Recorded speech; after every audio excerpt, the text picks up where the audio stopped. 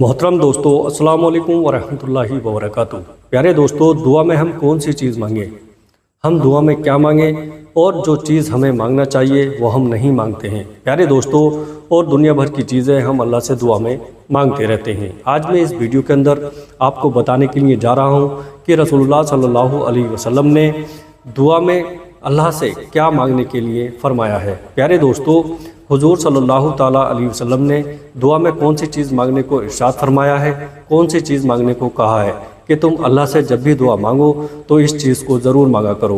प्यारे दोस्तों, जो तमाम दुआओं में जो भी चीज़ आप मांगते हो उन सबसे ज़्यादा बेहतर, सबसे ज़्यादा बेस्ट जो दुआ है प्यारे दोस्तों, जिसे हमें मांगना चाहिए, आपको मांगना चाहिए, वो आप और हम नहीं मांगते हैं और अपनी पसंद की चीज़ें अल्लाह से मांगते रहते हैं। प्यारे दोस्तों, अब वो ऐसी चीज़ कौन सी है जिसका मांगना बहुत ज़्यादा ज़रूरी है और रसूलुल्लाह सल्लल्लाहु अलैहि वसल्लम ने उस चीज़ को मांगने के लिए इरशाद फरमाया है कि जब भी तुम अल्लाह से दुआ मांगा करो तो इस चीज़ को ज़रूर अल्लाह से मांगा करो। प्यारे दोस्तों, अब जाहिर सी बात है, आपके माइंड में भी, आपके दिमाग में भी ये बात तो ज़रूर आती होगी कि हम अपनी पसंद की चीज़ अल्लाह से मांगें और मांगते हैं। कोई कहता है अल्लाह मुझे पैसा दे, कोई कहता है अल्लाह मेरा कारोबार नहीं चल रहा है, मेरा कारोबार चला दे।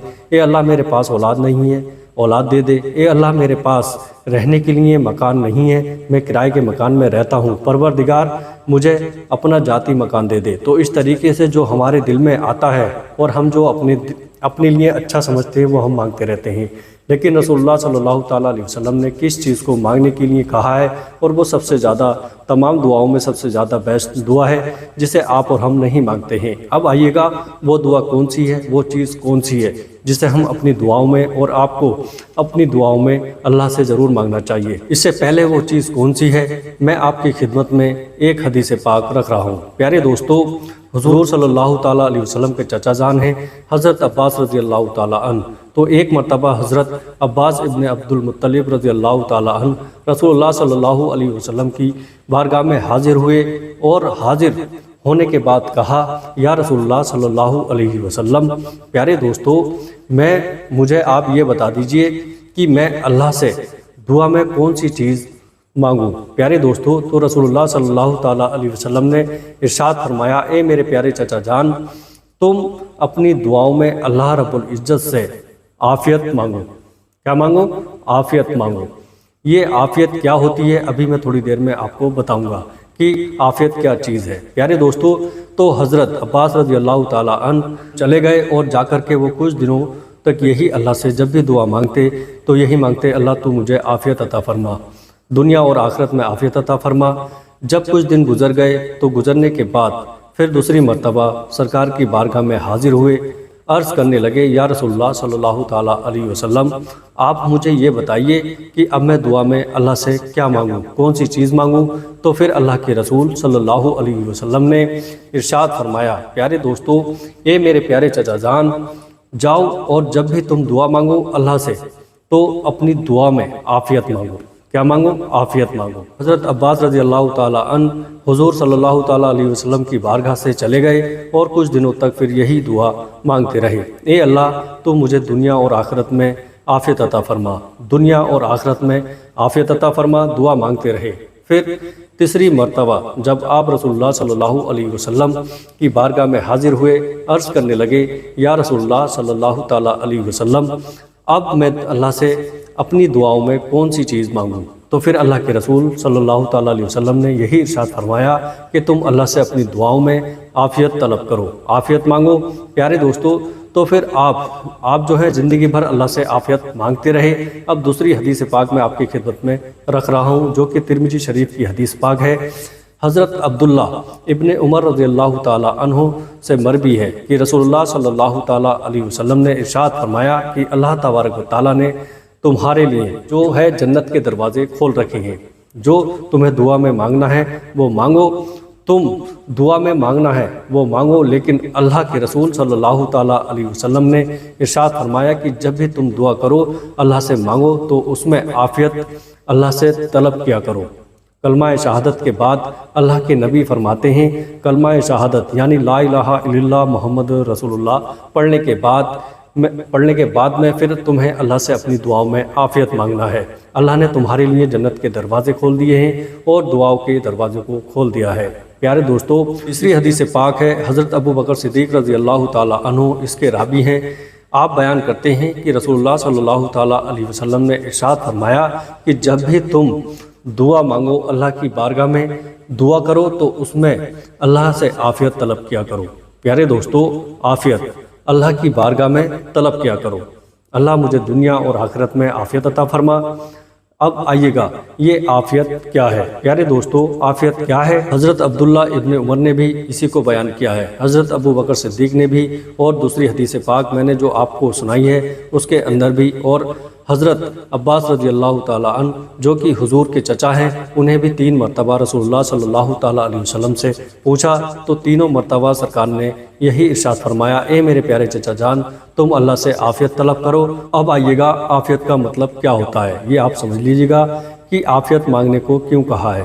پیارے دوستو، تو دیکھیے گا عافیت بولتے ہیں بھلائی کو، دنیا اور آخرت کی بھلائی، دنیا اور آخرت کی بھلائی۔ پیارے دوستو، کیوں؟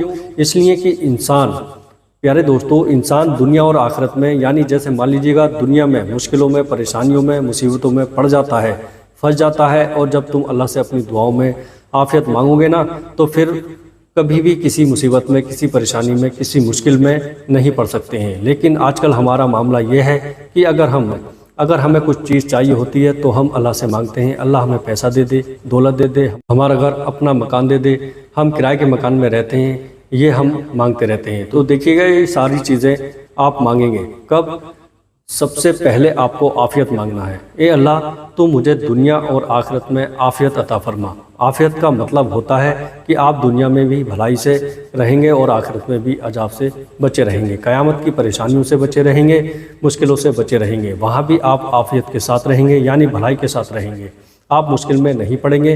تو اس لیے جب بھی آپ دعا مانگیں اللہ سے تو اس میں عافیت ضرور طلب کریں۔ پیارے دوستو، اللہ کے رسول صلی اللہ تعالیٰ علیہ وسلم کی حدیث پاک ہے، آپ نے ارشاد فرمایا عبادت کا جو مقصد ہے نا وہ دعا ہے۔ آپ نے جو نماز پڑھی ہے، آپ اگر اچھی طریقے سے خشوع اور خضوع کے ساتھ اللہ کی بارگاہ میں دعا نہیں مانگیں گے پیارے دوستو تو سمجھو آپ کی دعا جلدی قبول نہیں ہوگی۔ آپ نے جو نماز پڑھی ہے اسے آپ قبول کرائیے، اللہ میں نے جو نماز پڑھی ہے نا اسے تو اپنی پاک بارگاہ میں قبول فرما لے، اس میں جو غلطیاں ہوئی ہیں اسے معاف فرما دے، اللہ تو مجھے معاف عطا فرما، اے اللہ تو مجھے عافیت عطا فرما۔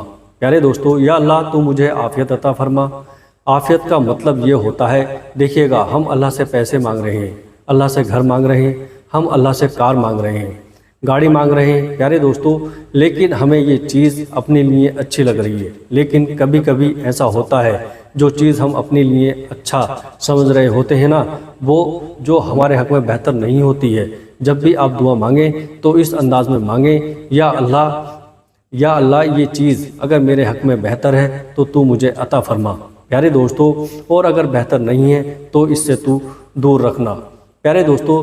تو دیکھیے گا اللہ تبارک و تعالیٰ بہتر جاننے والا ہے کہ ہمارے حق میں کون سی چیز بہتر ہے، کون سی چیز بہتر نہیں ہے۔ پیارے دوستو، ہم جو اپنی نظروں سے دیکھ رہے ہوتے ہیں کہ یہ سامان ہمارے لیے ضروری ہے، ہمارے لیے بہتر ہے، لیکن اس میں ہمارے لیے بہتری اور بھلائی نہیں ہوتی ہے پیارے دوستو۔ یہ اللہ جانتا ہے، تو جب بھی آپ دعا مانگیں تو یہی مانگیں، یا اللہ جو چیز ہمارے لیے بہتر ہو تو وہ مجھے وہ عطا فرما، اگر یہ چیز میرے لیے بہتر ہے تو تو مجھے عطا فرما، ٹھیک ہے۔ تو اسی طریقے سے آپ دعا مانگیں، اور تمام دعاؤں میں جو سب سے خاص ہے وہ عافیت ہے۔ تو آپ اپنی دعاؤں میں جب بھی دعا مانگیں اللہ سے پیارے دوستو، جب بھی دعا مانگیں اللہ سے دنیا اور آخرت میں عافیت ضرور طلب کریں، عافیت ضرور مانگیں۔ میرے پیارے عزیز دوستو، ویڈیو اچھی لگی ہو تو اپنے دوستوں کے ساتھ شیئر ضرور کریے گا۔ السلام علیکم ورحمۃ اللہ وبرکاتہ۔